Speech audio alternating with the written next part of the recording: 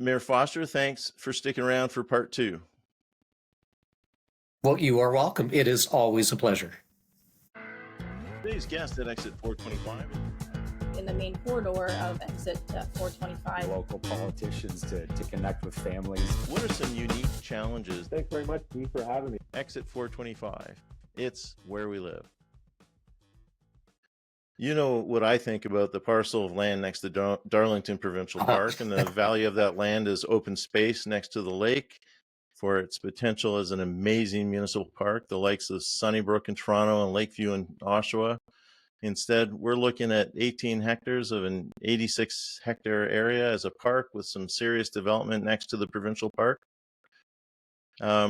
Which council had the chance to buy this land for, I heard, like $3 million? It was over three. I can't recall.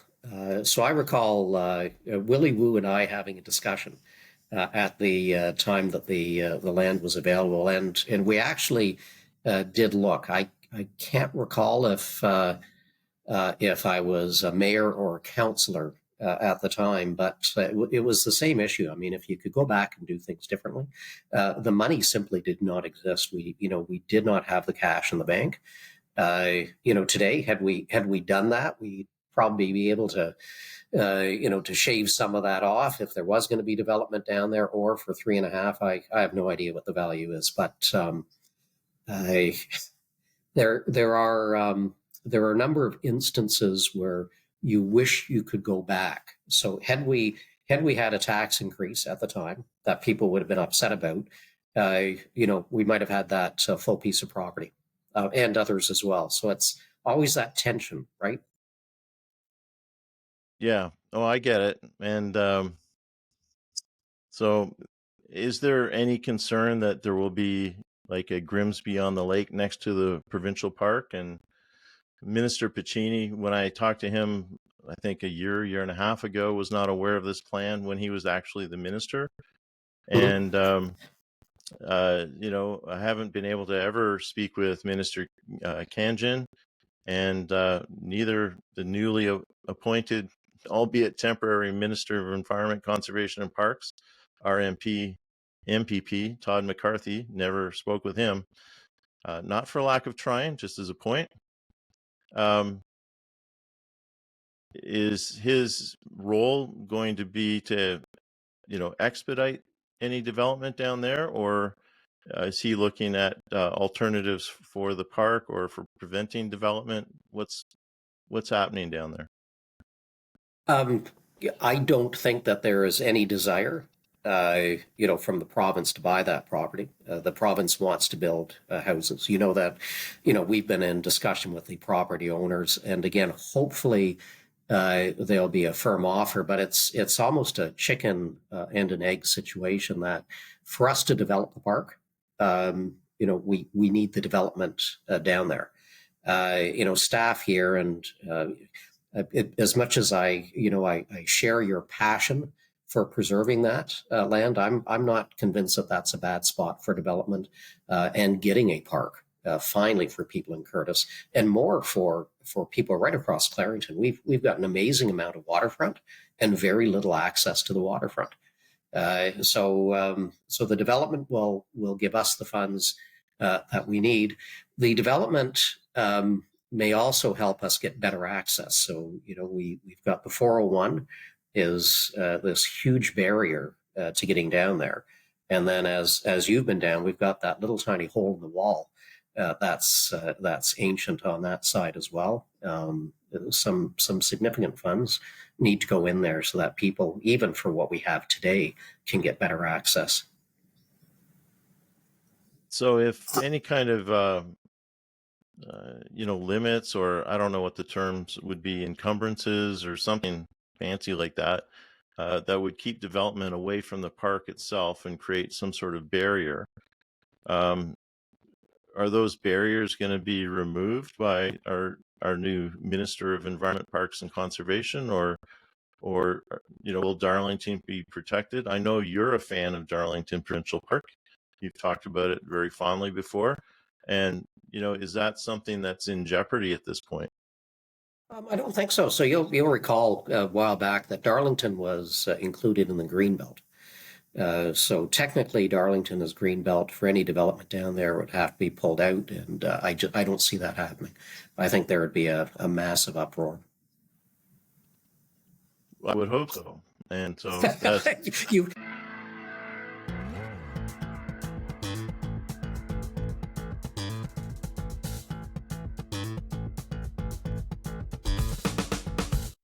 all right. Well, I appreciate your patience. You know how strongly I feel about this whole thing, and that I understand that the municipalities under the control of what you can spend, right? And you're limited by a lot of things like that. And in our current Ontario, we're limited by what the province will allow you to do and what they want done. And so all of that adds up to a lot of frustration on my part. And I know, just putting the feelers out there, there's a lot of people that are wondering why development there, with sewage treatment plant next door, with trains rumbling by constantly. I think with a lot of parties, they might have looked at that and said, hey, here's a great opportunity to score a few points, while we're banging away on the 413 or this and that other things. Mhm. And we could do this, and it would be such a landmark kind of legacy sort of park opportunity. And if the land is protected, you can take your time to develop the great things. I'm sure Sunnybrook Park in Toronto didn't have all the things that they have now as soon as it became a park, right? So, but if it's not there, you can't do anything. Like, the people in the buildings might be unhappy with you building a trail through there. Yeah, I mean, the other piece and a challenge for municipalities is the Ontario Land Tribunal, in whatever guise it's existed in the past. The reality is, if the property owner decided to go to the OLT, the OLT would almost certainly support development down there. And as soon as we do that, because they make the decisions for us, we're no longer at the table. So, we'd rather be at the table, negotiate, as opposed to being told what will and what won't happen. And I'm aware of that. I'm sure a lot of people aren't aware of that, just because it's that unappealable. It's a quasi judicial body that makes rulings and says, you can. To the developers, I think the numbers I saw the last time were that 96 or 97% of the cases that went to the OLT supported the developer's request, and that's because the developers aren't, they're not dumb. They know the rules that they need to follow. They know what the provincial policies and desires are, and they build it around that. And then on top of that, you've got a government that's really, really pro-development, and not so concerned about, it would appear, things like, protecting lakeshore and protecting that land along the lakeshore. So it's not a priority for them, and that's our loss, and that's a big loss. And I think, to be fair on, I'll be fair and then I'll be unfair. To be fair on the part of the province, they are focused at trying to get more housing to the market to try to deal with part of the affordability issue. Ultimately, it's, this homelessness piece that we were talking about earlier is part of a broader continuum. So if you want to get house prices under control to a degree, pardon me, we need that supply on the market. The other is the developer is, the property owner is being pretty generous and has a good reputation in the community. We both know who it is. I won't say the name, but is well regarded that way and wants to do right by the community. Where I'll be unkind, and we've talked about this in the past, is with the development charge changes for high density development. We're seeing half the money for parks that we used to get, and the more people in smaller spaces, the more park we need. not less. But again, that's a provincial mandate that we just have to live with. We can't change that. You know, Eminem said it, right? We got one shot, and you know, if the municipality is doing everything they can, then it's time for someone else to step up. And what a great legacy that would be for our MPP. Enough said. When I see him next, I will bring that up. You know, we've got a great relationship and a good working relationship as well. So I'll bring that up. But again, I think if you look at the focus of the province right now, I would suggest that it's unlikely that you'll see it go in that direction.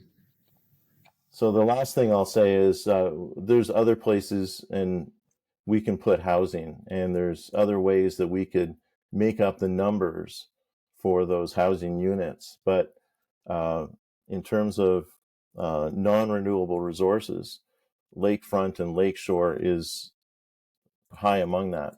And then on top of that, you know, if we're going to develop, you know, a fairly well-populated urban area, to have some place for people to go to relax, to rest, to recreate, to just enjoy. Something like that sort of lakeshore park, a legacy epic kind of park, would be that kind of place. And it's unfortunate that they're just not seeing that. And I don't mean it just in Clarington, but they don't appear to be getting that at all.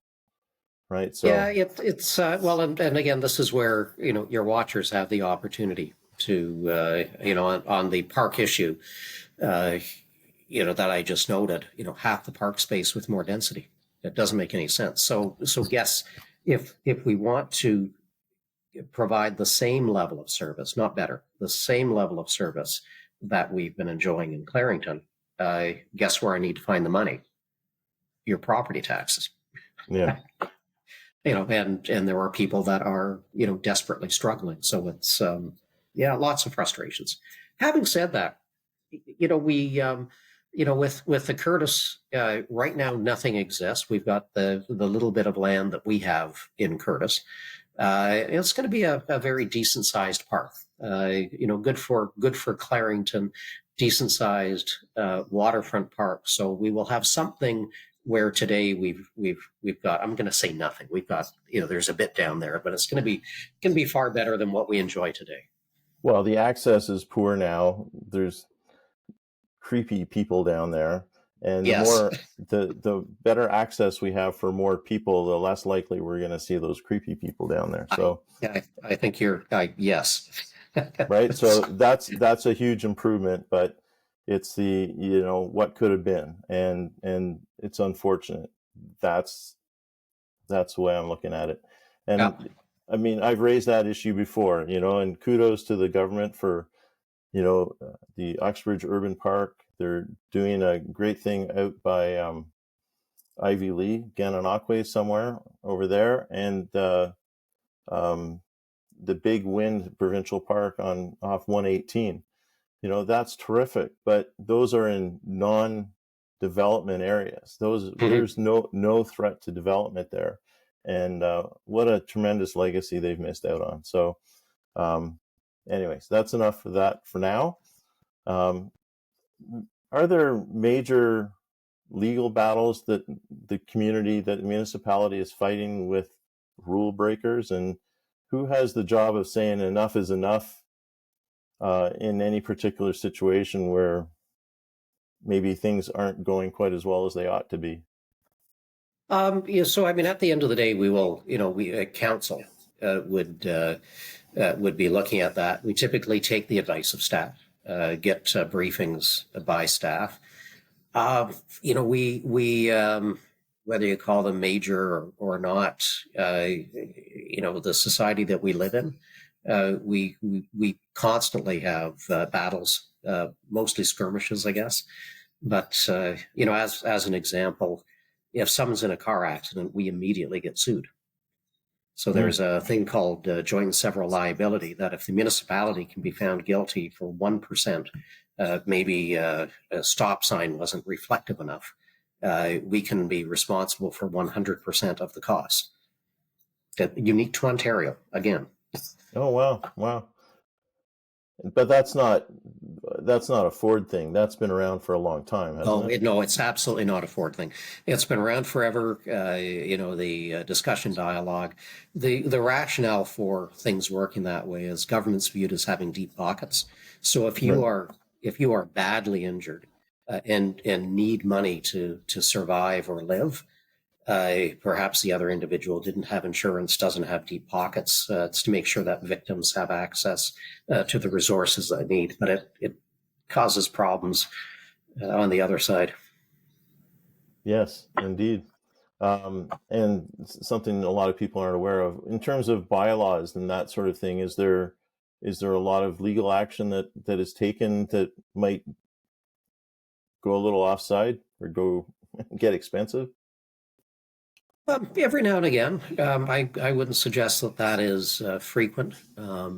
Most of the expensive court stuff is I'm going to say mostly related to these, those OLT hearings, so the land use hearings on that. I mean, part of the issue with bylaws and law enforcement is elected representatives are not to get directly involved in that. So again, we will get updates, but you can't have politicians telling how laws are supposed to be enforced or not enforced. No, that'd be a very bad thing. It's happened in the past, and it was a very bad thing. So right, yeah. Okay, but it's ultimately council that says, okay, we're done. Like at some point, there will be advice taken. So again, depending on the nature of what is going on, council can't say no. But our staff, our smart staff, if they think it's time to give up, or if they want direction to cover themselves, they'll let us know. Pickering is budgeting a revenue of $21 million from the casinos in Pickering. Have you ever explored the possibility of a casino in Clarington? It seems to be a thing. Not something I want in Clarington. Don't tell my wife. So my wife is an ordained minister. I'll Yes. have to come and sleep at your house. So we have, we've poked and prodded, asked. I think the last bit of advice I got was, Adrian, go ahead, bust a gut. The challenge with the license holders is that Clarington will be, if someone builds a casino here, they're likely competing against themselves. And then you've got the other issue with the Mississaugas of Scugog and the Great Blue Heron. They're not happy already with Pickering, but $25 million in annual additional revenue. Think of what we could do with that. I'm jealous. I'm very happy for the folks in Pickering, but that'd be a huge beneficial impact to us. So I don't know how council would vote. I would certainly be interested in looking at it. I know that people worry about the negative ramifications. Frankly, with your ability to sit in your living room and gamble away all of your money online, I think a physical casino where if you're on the list, you put yourself on the list that you're not supposed to go in. There's more protection than what we're seeing with the digital platforms. Interesting. Casino is not something that I would advocate for, but I was curious when I saw that number in terms of the revenue. It's got to be pretty tempting for someone who sees the books every day and is trying to balance those and meet people's needs at the same time. Right. Earlier we talked about 3 regional councillors for around 100,000 people. There's one mayor for about 101,000 people. So how do you budget your time so that you're actually meeting with constituents? You're very generous with your time with me and Exit 425, and that's greatly appreciated. But how do you manage that? That's a huge job. So one, council is very much a team. So the local councillors are meeting with residents. The regional councillors are meeting with residents as much as possible for minor issues. We encourage people to deal directly with staff. So I had a lovely couple who wanted me to come down and take a look at the weeds on the other side of the street, and I can't do that. So we do need to pick and choose again on some of the really minor things. It's just not doable. It's tough, and it's only going to get tougher. As things expand. You know that we're incredibly active on the nuclear file. I'm spending more time on that file than I would have imagined 3 years ago. But huge impact on the community, huge beneficial impact. So I guess you pick your priorities. Just as an aside, is that related to the small modular reactor that's being built? It's related to everything. So the Darlington has enough room for a Darlington B as well as the small modular reactors. Wow. So while that will be a number of years down the road, but I am telling the province that I'll meet their SMRs and I'll raise them another Darlington. Wesleyville is coming up as and has for a very long time a potential site. If Wesleyville is built, and again, that will be many years into the future, Clarington would be right in the middle of Pickering and Wesleyville. Puts us in a perfect spot. The 4 small modular reactors, first of a kind. The world is very closely watching what we are doing. A number of foreign diplomats are coming through and signing MOUs. If OPG gets this up and running and doing that in a very short time span, they're looking at having it on the grid by 2029. So we'll be at licensing hearings in the next few weeks for the license to build that reactor. But we've also created an Isotopes Council. That's the Central and Eastern Ontario Isotope Council that I co-chair. Clarington may be the largest producer of isotopes geographically in the world right now, with further expansion of that to come. And if we look at the states in Indianapolis, there's an isotope cluster with 15 different companies producing isotopes. We're looking at the ability to do that here. So that's a fairly new project. We've got this council, now we've got to figure out, how to push that little piece forward. And that has, it's got a number of really interesting positive ramifications to it. To put things in perspective, the refurbishment of Darlington and the build on the 4 small modular reactors has an uplift of $100 billion to the Canadian economy. So wow. That's our little, our little piece going on that. So that's the Conference Board of Canada that has come up with those numbers. Thousands of jobs. It's an exciting file. And the isotopes, we're looking at the advances in nuclear medicine, byproducts that were thought to be waste, that now have, incredibly beneficial uses.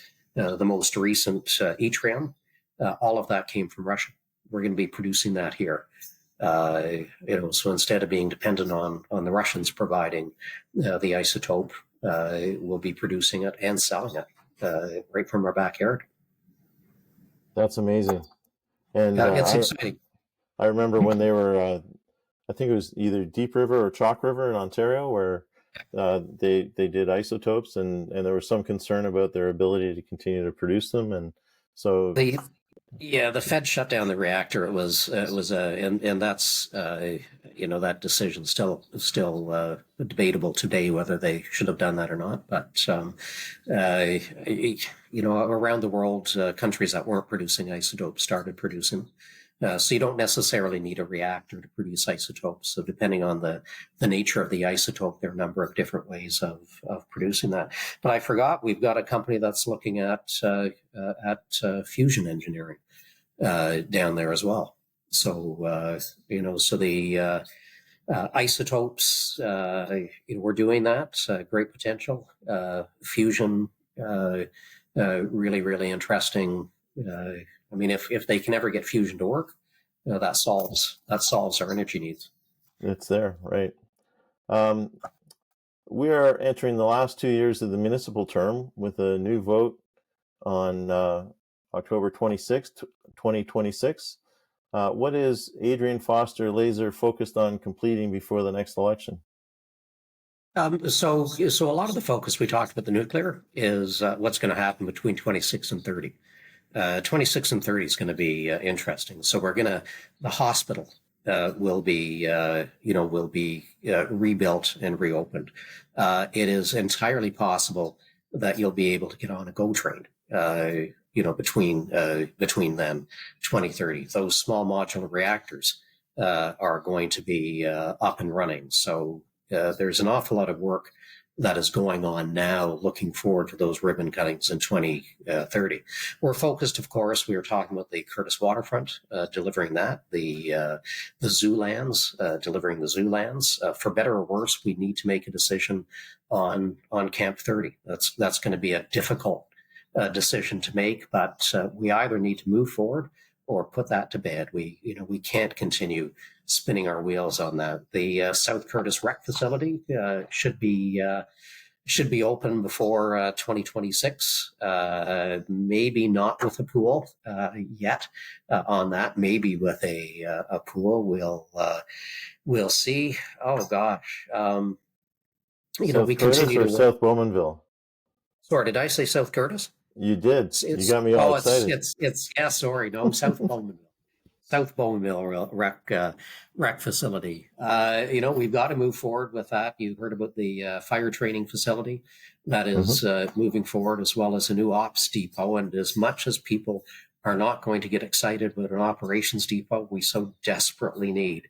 The buildings that we are working out are old, tired, decrepit. Stuff is being stored outside that should not be stored outside.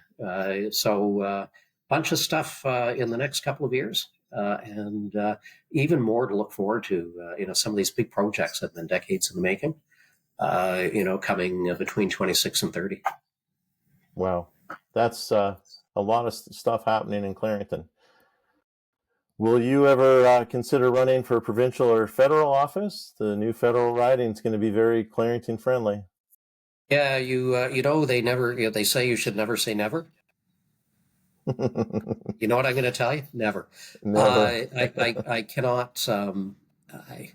I could not exist in a world of partisan politics. My mother was her job depended on the member getting elected, and a good job depended on the party being the government, the party in power. So as a kid, I had to put up election signs and knock on doors and be a scrutineer and do all of that stuff. A system where you are not allowed to recognize that the other guy might have a good idea, is the antithesis of what I think good governing is. But it's the way our system works. Thank you so much for meeting me at Exit 425 for this two-part conversation. Still always a pleasure. Thank you for listening to this episode of Exit 425. Please like and subscribe on your favorite podcast platform and on YouTube. Our mission is to provide substantial information and education that goes where you want, because it's where we live. Exit 425 is a production of Studio 38 Audio, copyright 2024. My name is Steve Ray. If you have any questions or would like more information about Exit 425, join our Exit 425 Facebook group, like the Facebook page, check out Instagram, Medium, LinkedIn, X, and TikTok, or email me at exit425401@gmail.com. Exit 425. It's where we live.